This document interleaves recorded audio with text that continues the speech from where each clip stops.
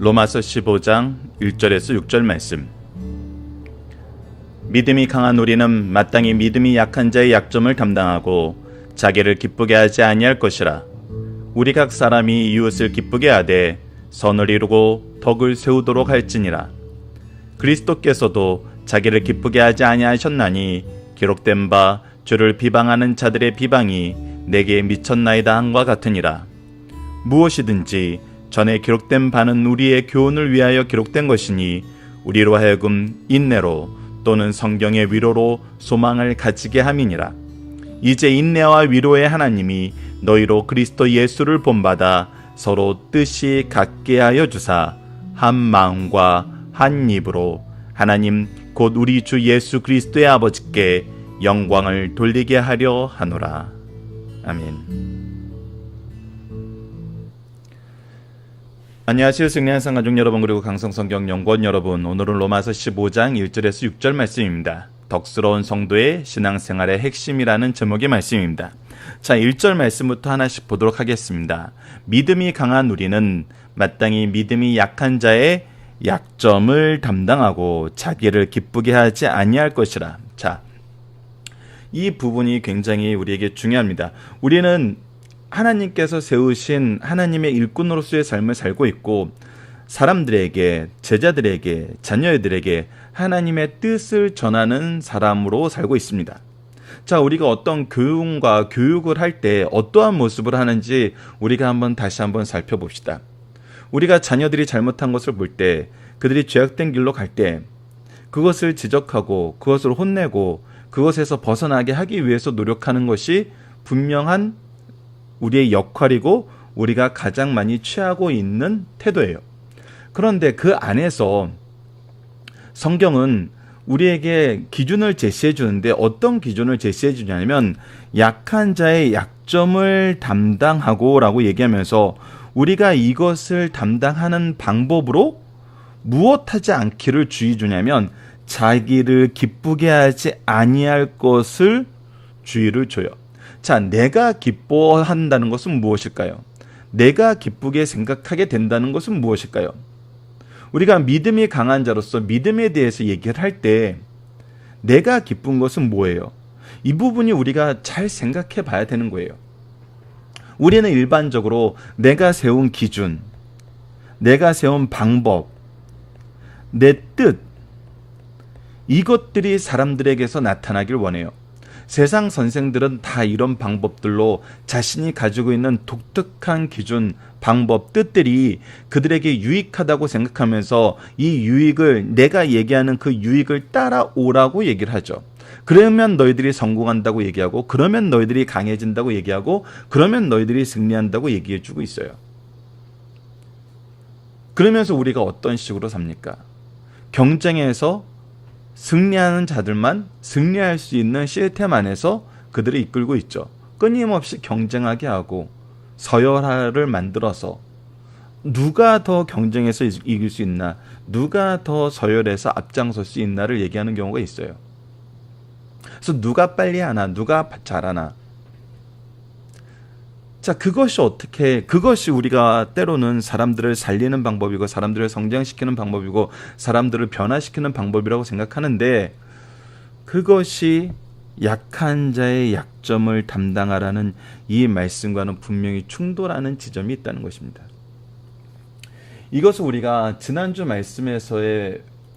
시간 말씀을 통해서 보는 것에서는 더욱더 분명하게 우리가 확인할 수 있는 것이죠. 우리가 로마서 14장 17절에서 19절 말씀에 우리의 행동에 대해서 어떠한 방법을 우리에게 얘기해 줬어요.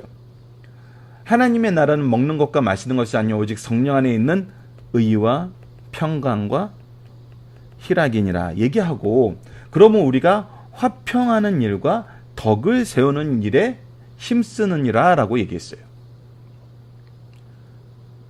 자, 여기서 자기를 기쁘게 하지 아니할 것이라는 부분에 대해서 우리가 분명히 봐야 돼요.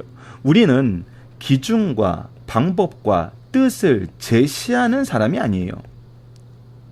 기준과 방법과 뜻은 이미 성경에 제시되어 있어요.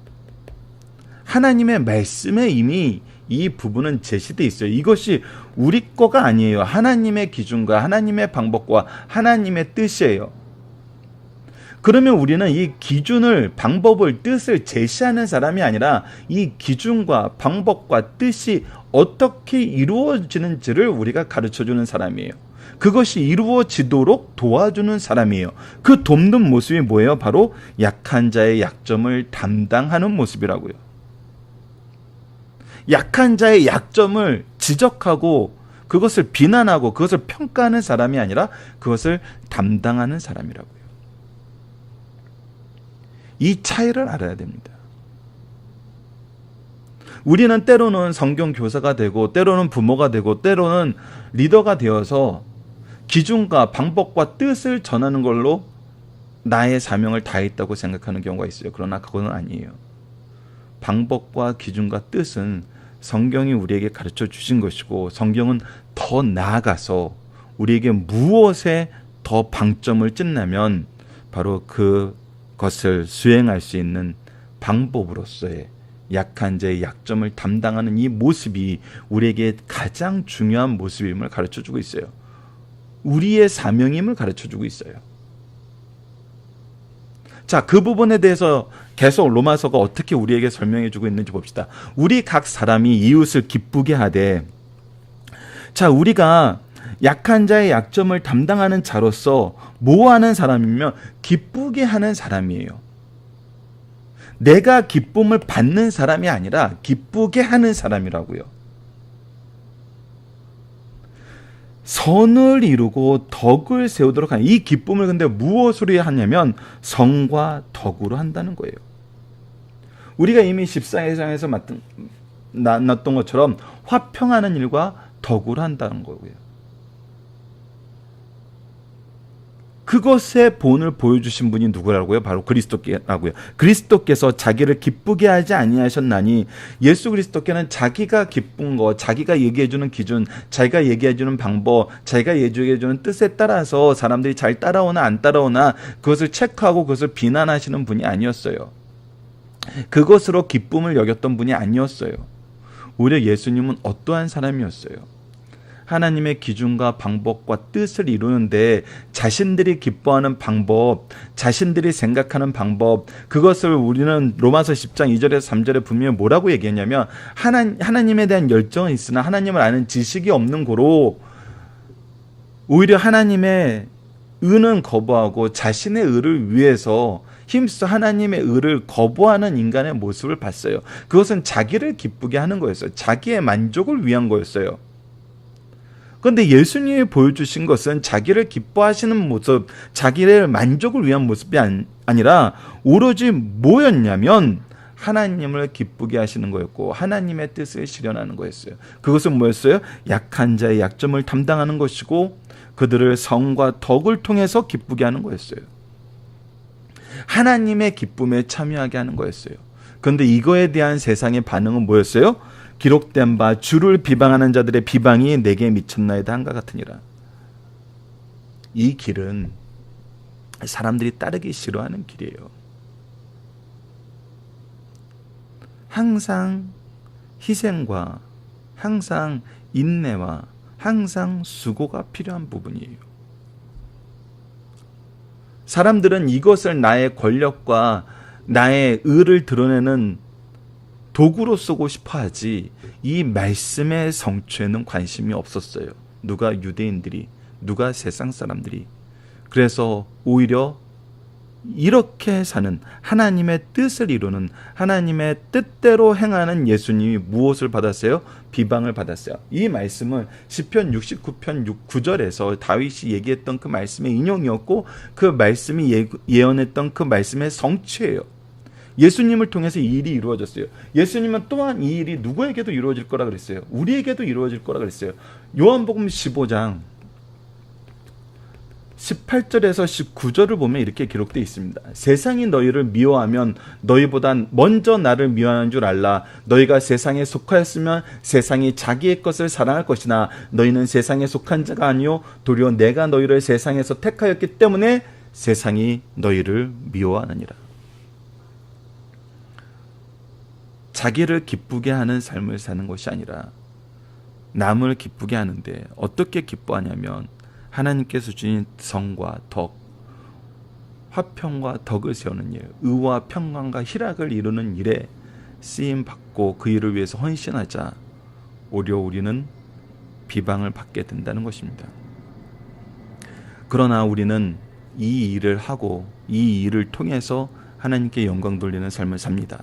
자, 4절을 봅시다. 무엇이든지 전에 기록된 바는 우리의 교훈을 위하여 기록된 것이니, 분명하게 얘기한 것은, 전에 기록된 것은 우리를 교훈하기 위해서 기록된 것이에요. 근데 이 교훈은 무엇으로 연결돼요? 우리로 하여금 인내로 또는 성경의 위로로 소망을 가지게 함이니라.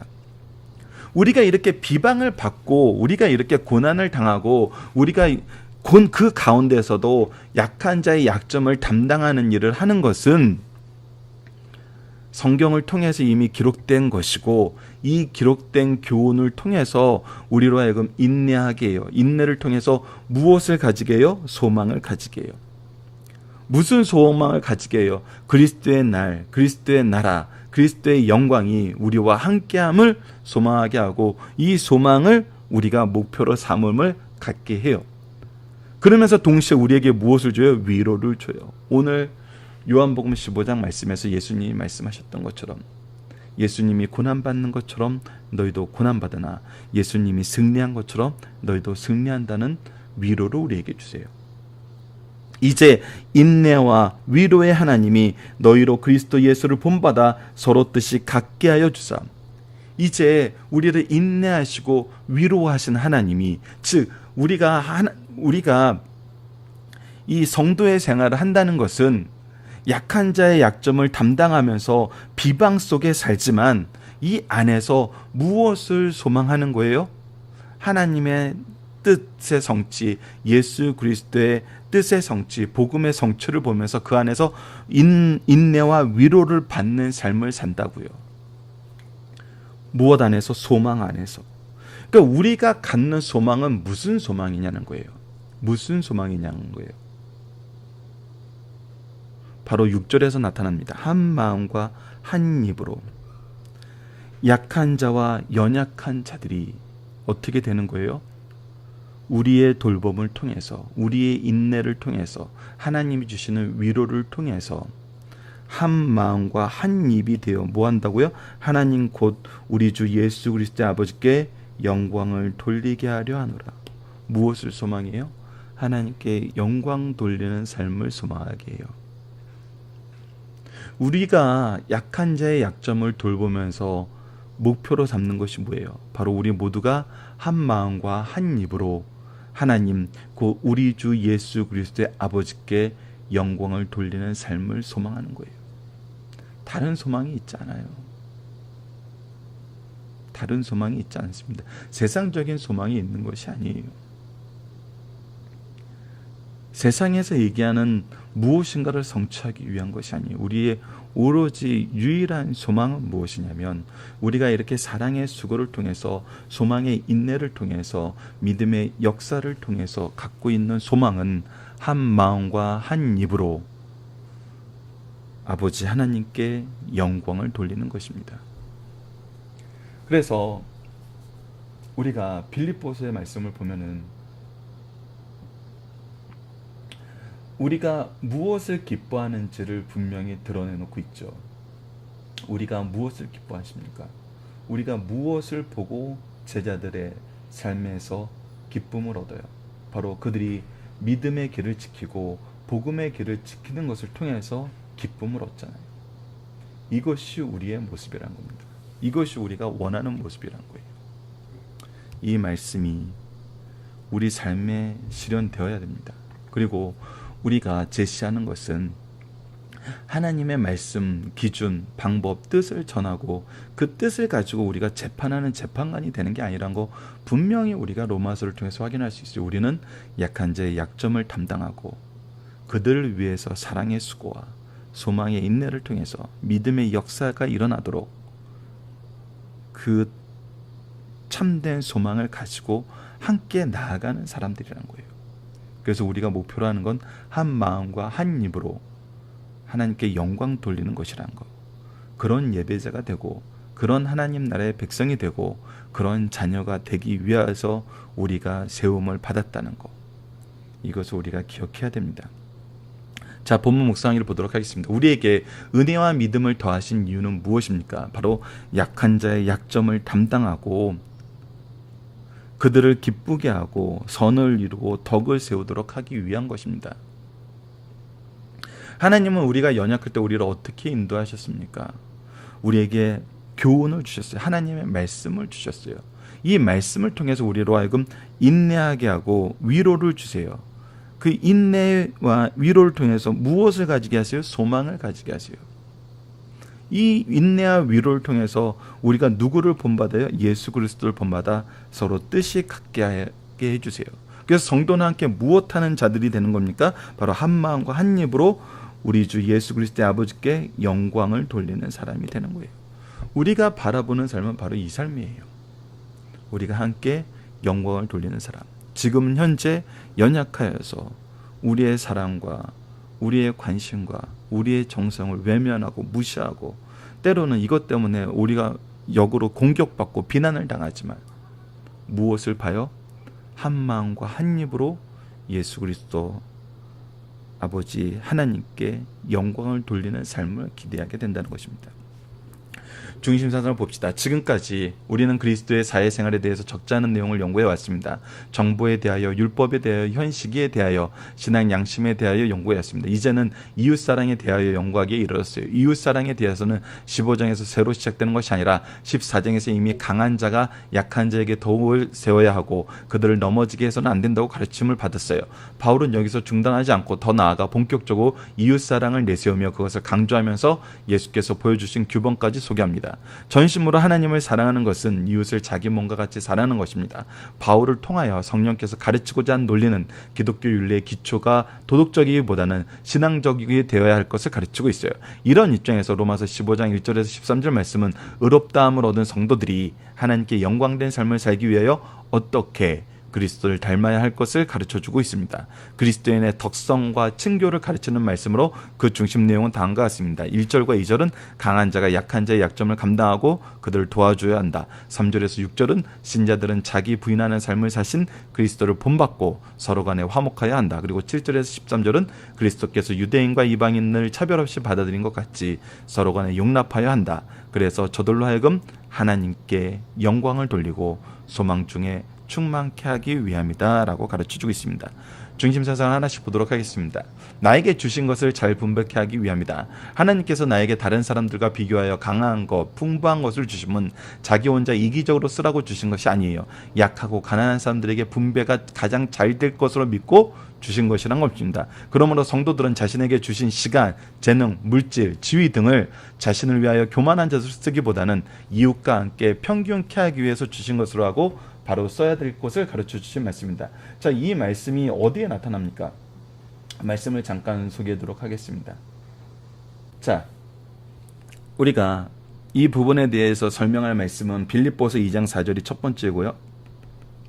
그리고 고린도후서 8장 14절이 두 번째입니다. 자, 빌립보서 2장 4절을 봅시다. 각기 자기 일을 돌볼 뿐더러 또한 각각 다른 사람의 일을 돌보아 나의 기쁨을 충만하게 하라. 누구도 돌보라고요? 다른 사람의 일을. 그리고 고린도후서 8장 14절은 이렇게 되어 있습니다. 이제 너희의 넉넉한 것으로 그들의 부족한 것을 보충함은 후에 그들의 넉넉한 것으로 너희의 부족한 것을 보충하여 균등하게 하려 하면 어떻게 한다? 균등하게 한다. 이것이 하나님께서 우리에게 능력을 주신 이유라는 거예요. 이것을 우리가 잘 기억하면서 다른 사람의 일을 돌보고 균등케 하시는 하나님의 역사, 협력하게 하시는 하나님의 역사 속에서 우리가 하나님의 질서 속에서 일해야 돼요. 그것이 우리가 사랑으로 봉사하고 소망 속에서 그들을 위해서 헌신하면서 인내하는 이유입니다. 자, 두 번째, 주님을 닮은 삶이 성공하는 삶이요 지혜로운 삶이란 거예요. 성도가 이 땅에서 가장 성공적이고 지혜롭게 사는 길은 주님의 삶을 본받아 사는 것입니다. 그러나 우리가 주님을 직접 닮기란 어려우니 주의 삶을 본받아 산 사도 바울이나 신앙의 좋은 스승이나 선배들의 삶을 본받아 살면 착오가 없이 잘 살 수 있다는 것입니다. 세 번째, 우리의 삶의 궁극적 목적은 하나님께 영광을 돌리는 것이란 겁니다. 하나님께 영광을 돌리는 삶은 이 땅에 살면서 한 마음과 한 입으로 하나님께 예배드리며 드림으로 하나님께 영광을 돌리는 일이에요. 즉 연약한 자들을 세워서 그들과 함께 우리가 하나님께 예배하는 일이에요. 바른 예배는 바른 삶으로 연결된다는 사실도 우리에게 가르쳐주고 있습니다. 이것이 우리의 궁극적인 삶의 목표임을 항상 잊지 말고, 이것이 하나님께서 가장 기뻐하시는, 하나님이 영광 받으시는 일임을 기억해야 됩니다. 무엇이요? 우리가 연약한 자를 세워서 하나님께 드리는 참된 예배로, 참된 거룩한 산 제사로 나아가는 것, 즉 복음이 확장되는 것, 이것이 하나님께서 기뻐하시는 것이랍니다. 자, 살펴보기 전단 여러분들 카페를 통해서 확인해 주시고요. 적용하기를 보도록 하겠습니다. 우리가 연약한 자녀와 제자들을 위해, 성도들을 위해 가지고 있는 선한 계획과 소망은 무엇입니까? 우리는 자녀들에 대해서, 제자들에 대해서, 성도들에 대해서 항상 무엇을 가져야 돼요? 우리가 일장에서 봤던 것처럼 우리가 빚진 자로서 하나님의 은혜에 감사하는 마음으로 성도들이 돼야 돼요. 이것이 섬기는 리더의 모습이에요. 그리고 우리는 평가하기 위해서 세워진 사람이 아니에요. 연약한 자를 돌보기 위해서 세워진 사람들이에요. 그들이 하나님 앞에 영광과 찬양을 드릴 수 있도록 우리는 준비된 사람들이에요. 그렇기 때문에 연약한 자를 돌보되 더욱더 열심히 돌봐야 돼요. 근데 우리가 익숙해진 이 사회의 시스템은 뭐냐면 잘 되는 사람을 중심으로 일하는 거예요. 잘 되는 사람에게 많은 것을 맡기는 거예요. 그리고 잘 되는 사람에게 더 많은 특권을 주는 거예요. 그러나 이것은 사회에서 이루어져야 되는 일이지 교회에서의 모습은 아니에요. 교회에서는 내가 인정받기보다는, 내가 주목받기보다는, 내가 높아지기보다는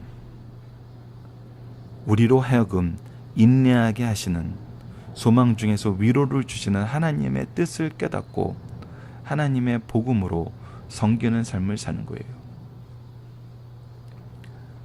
그래서 사실 교회에서 지도자가 속된 말로 삐질 때가 너무 힘든 겁니다.